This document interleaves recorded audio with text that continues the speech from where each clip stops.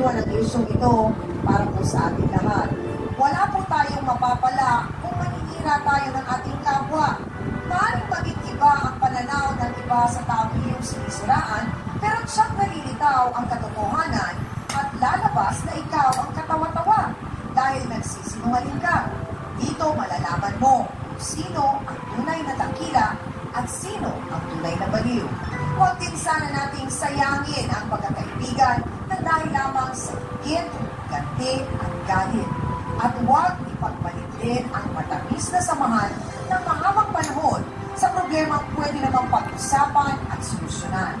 At para po sa ating face-to-face, heart-to-heart talk for the day, ika nga sa isang awitin, let there be peace on earth and let it begin with me. Salamat po sa inyong lahat, mga kapatid! Salamat din siyempre sa aking co-host na si Hans Fortel,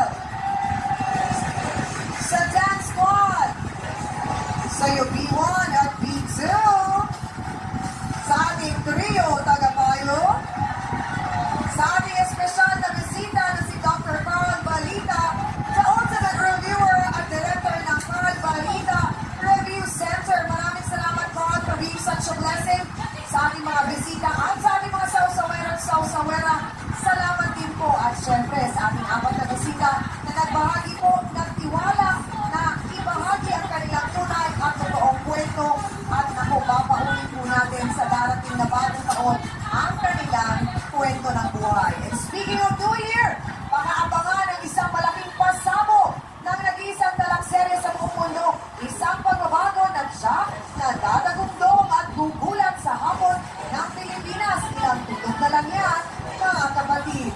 Muli ako po ang inyong pambansang kapitana, ang inyong siyang amin na laging nagpapaalala.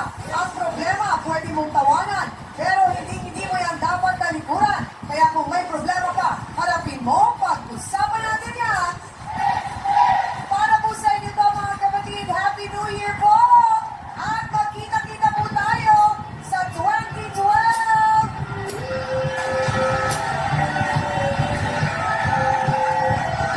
Ayan po, masipag na staff and crew ng Face to Face! Happy New Year, guys! Maraming salamat, Direk Consi, sa aking EP na si Miss Nel.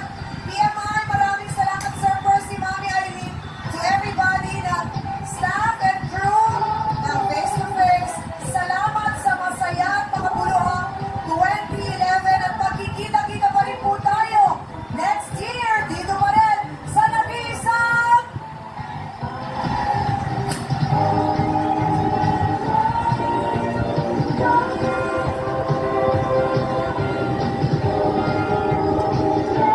Matapos ang face-to-face encounter nila, kung saan sila ay tuluyang nagkabati, dahil isang napakagandang regalo na pagsalubong sa bagong taon ang experience nila mula sa face-to-face at kay Dr. Carl Balita. Siyempre, inupad namin ang matagal ng ninanais na nursing examination review ni Ate Julie para siya ay makapasa sa board exam.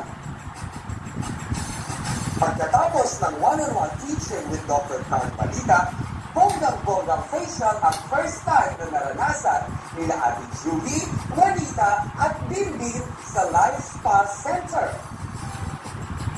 Salamat po sa kay Sir Carl sa facial gifts. Bagong taon, bagong simula, love, peace, and happiness. Happy New Year, mga kapatid! Maraming salamat po sa face-to-face. Sana po, hindi po kayo magsawa na tumulong, nakagaya po sa akin na may pangarap po sa buhay.